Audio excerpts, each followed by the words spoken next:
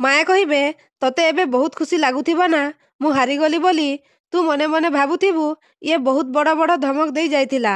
ଯେ ପର୍ଯ୍ୟନ୍ତ ପଲ୍ଲବୀ ଏ ଘରେ ଅଛି ସେ ପର୍ଯ୍ୟନ୍ତ ଇଏ ଘରକୁ ଫେରିବନି। କିନ୍ତୁ ଦେଖ ମୁଁ ନିଜେ ମୋ କଥା ନ ରଖି ଏ ଘରକୁ ଫେରି ଆସିଲି। ଏଇଆ ନା? ବଟ୍ ଆଇ ଆମ୍ ସରି। ମୁଁ ସେମିତି ଘରୁ ବାହାରି ଯିବାଟା ଗୋଟେ ନାଟକ ଥିଲା। ତାପରେ ରୁବି, ପଲ୍ଲବୀ, ମମତା, ଆଦର୍ଶ ଆଶ୍ଚର୍ଯ୍ୟ ହେଇଯାଉଛନ୍ତି।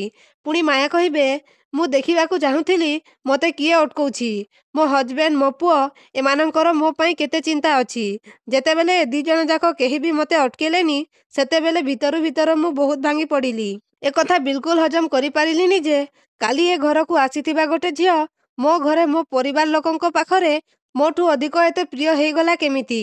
ତାପରେ ପଲ୍ଲବୀ ଆଶ୍ଚର୍ଯ୍ୟ ହେଇଯାଉଛନ୍ତି। ପୁଣି ମାୟା କହିବେ, ବାସ୍ ମୋ ମନରେ ଥିବା ଦ୍ୱନ୍ଦ୍ୱର ସମାଧାନ ପାଇଁ ଏ ଘର ଛାଡ଼ି ଚାଲିଯିବା ବାହାନାରେ ମୁଁ ଗୁରୁଜୀଙ୍କ ଆଶ୍ରମକୁ ଚାଲିଗଲି। ସେଠିକି ଗଲା ପରେ ମୋର ଏ ଅଶାନ୍ତ ମନଟା ଟିକେ ଶାନ୍ତ ହେଲା। ଆଉ ତାପରେ ମୁଁ ରିଲାଇଜ୍ କଲି ଯେ ମୋର ଏମିତି ଏ ମଇଦାନ ଛାଡ଼ି ଚାଲିଯିବାଟା ଉଚିତ ନଥିଲା। ଆଉ ଯେତେବେଳେ ମୁଁ ଏ ନିଷ୍ପତ୍ତି ନେଲି ଆଉ ଠିକ୍ ସେତିକି ବେଳେ ଆନନ୍ଦ ଆଉ ଆଦର୍ଶ ଏଇ 2 ଜଣଙ୍କର କଲ୍ ମୋ ପାଖକୁ ଆସିଲା। ଏଇ 2 ଜଣ ଯାକ ମୋତେ ଘରକୁ ଫେରି ଆସିବା ପାଇଁ ବାଧ୍ୟ କଲେ। ତୁ ଥାଉ ଥାଉ ଏ ଘରକୁ ଆସିବା ପାଇଁ ମୋର ଟିକେ ବି ଇଚ୍ଛା ନଥିଲା ପଲ୍ଲବୀ। କିନ୍ତୁ ମୋ ଆଦର୍ଶ ମୋତେ ଏତେ ଭଲ ପାଉଛି ଯେତେବେଳେ ତା ପାଇଁ ମୁଁ ତତେ ସହିଯିବି। କିନ୍ତୁ ଆଜିଠୁ ଏ ଘରେ ମୋ ଶାସନ ଚାଲିବ, କେବଳ ମୋର। ମାୟା ମହାପାତ୍ର ଏ ଘରର ବଡ଼ ବୋହୂ ହେଇକି ଥିଲା, ଅଛି, ଆଉ ସବୁଦିନ ପାଇଁ ବଡ଼ ବୋହୂ ହେଇକି ରହିବ। ଏ ଘରେ ମୋ ଛଡ଼ା ଆଉ କେହି ବି ଯୋଗ୍ୟ ନୁହେଁ ଯିଏ ମୋ ଜାଗା ନେଇପାରିବ। ତେଣୁ ଆଜିଠି ସବୁକିଛି ମୋ ହିସାବରେ ଚାଲିବ, ଯେମିତି ଆଗରୁ ଚାଲିଥିଲା। ତାପରେ ପଲ୍ଲବୀ କହିବେ, ଆପଣଙ୍କର ଏ ନିଷ୍ପତ୍ତି ଶୁଣି ମୋତେ ବହୁତ ଖୁସି ଲାଗିଲା ମାମା। ମୋ ମୁଣ୍ଡରୁ ଗୋଟେ ବୋଝ ହଲକା ହେଇଗଲା। ମୁଁ ତ ପୁରା ଡରି ଯାଇଥିଲି। ଏପଟେ ଜବ୍, ଏପଟେ ଘର, 2ଟା ଯାକ କେମିତି ହ୍ୟାଣ୍ଡେଲ୍ କରିବି। ଆଚ୍ଛା ମୁଁ ଆସୁଛି ମାମା। ସତରେ ମୋର ବହୁତ ଲେଟ୍ ହେଇଗଲାଣି କହି ଯାଉଥିବେ ଆଉ ମାୟା କହିବେ, ରହ, ତତେ ମୁଁ ଯିବା ପାଇଁ ପରମିଶନ ଏଯାଏ ଦେଇନି। ମହାଅଷ୍ଟମୀ ଦିନ ମୋ ବୋହୂ ଘରେ ନ ରହି ବାହାରକୁ ଯିବ, ଏଇଟା କେବେ ବି ହେଇପାରିବନି।